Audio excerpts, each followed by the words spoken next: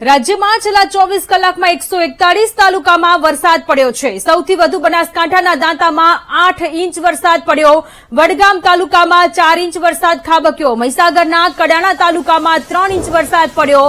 અનયમાં 25 તાલુકામાં 1 થી 3 ઇંચ વરસાદ પડ્યો છે।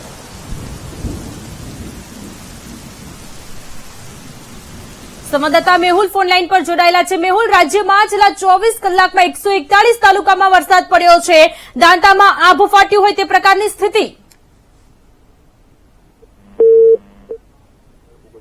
જિલ્લાઓ અને 141 તાલુકાઓમાં વરસાદ નોંધાયો છે, જેમાં સૌથી વધુ બનાસકાંઠા જિલ્લાના દાંતા તાલુકામાં 8 ઇંચ તો વડગામ તાલુકો જે છે ત્યાં 4 ઇંચ વરસાદ પડ્યો છે। એટલે છેલ્લા 2 દિવસથી બનાસકાંઠા જિલ્લાની અંદર ભારે વરસાદની સ્થિતિ જોવા મળી રહી છે। મહીસાગર જિલ્લાના કડાણા તાલુકામાં 3 ઇંચથી વધુ વરસાદ નોંધાયો છે, ત્યારે 25 તાલુકાઓ એવા છે કે જેની અંદર 1 થી 3 ઇંચ વરસાદ જે છે તે નોંધાયો હોય। અત્યાર સુધી વરસાદ જે થઈ રહ્યો છે તે વરસાદની જો વાત કરવામાં આવે તો ઝોનવાર અલગ અલગ જે સ્થિતિ છે, જેમાં કચ્છ ઝોનમાં 25% જેટલો વરસાદ સિઝનનો થઈ ચુક્યો છે।